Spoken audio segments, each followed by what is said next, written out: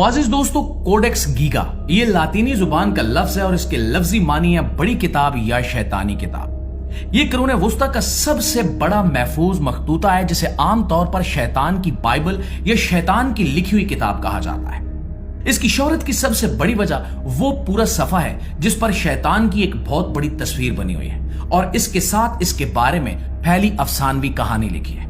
दोस्तों, ये किताब 13वीं सदी ईस्वी में लिखी गई थी और ख्याल ये है कि ये चेकोस्लोवाकिया पुराना बहेमिया के एक खानकाही राहब ने लिखी है।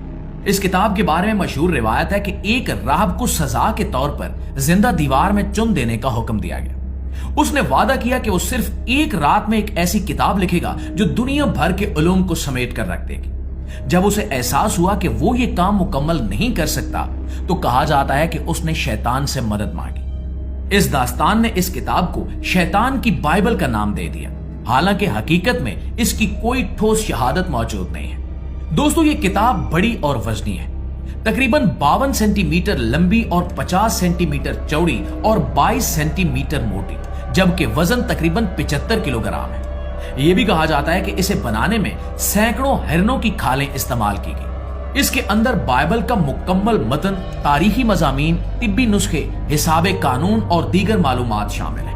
और दोस्तों, इसमें एक ऐसा हिस्सा भी है जिसमें जन्नत की तस्वीर एक सफ़े पर है और सामने वाले सफ़े पर शैतान की एक बड़ी तस्वीर बनी हुई है। अब ये तजाद इंसान के अंदर नेकी और बदी, ईमान और गुनाह के दरमियान कशमकश की अलामत समझा जाता है। मुहक्किकीन का कहना है कि ये पूरा मखतूता एक ही शख्स के हाथ से लिखा गया है और अगर कोई दिन रात मुसलसल लिखे तो भी इस किताब को मुकम्मल करने में कम से कम 5 साल लगते और अगर आम रफ्तार से लिखा गया हो तो ये 30 साल तक मुकम्मल हुआ होगा।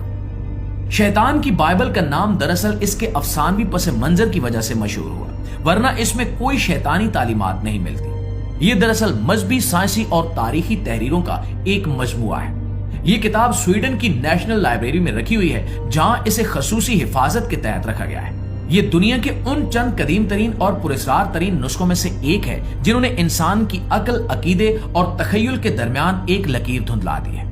इस किताब की सबसे बड़ी हकीकत यह है कि यह इंसानी मेहनत और इल्म की अलामत है। वो जमाना जब न छापा खाना था न कंप्यूटर, एक इंसान ने हाथ से सैकड़ों सफात लिखकर इल्म का एक समंदर कैद कर दिया। शैतान से जुड़ी कहानियां महज अलामात हैं और इंसान के अपने खौफ और उसकी कमजोरी और इल्म की तलाश के दरमियान कशमकश की अलामत है। कोडेक्स गीगा अगर इसे दुरुस्त जाविये से देखा जाए तो ये शैतान की नहीं बल्कि इंसान की लिखी हुई किताब है जो ये साबित करती है कि इंसान रोशनी और अंधेरे दोनों के दरमियान तवाजुन का सफर करता है।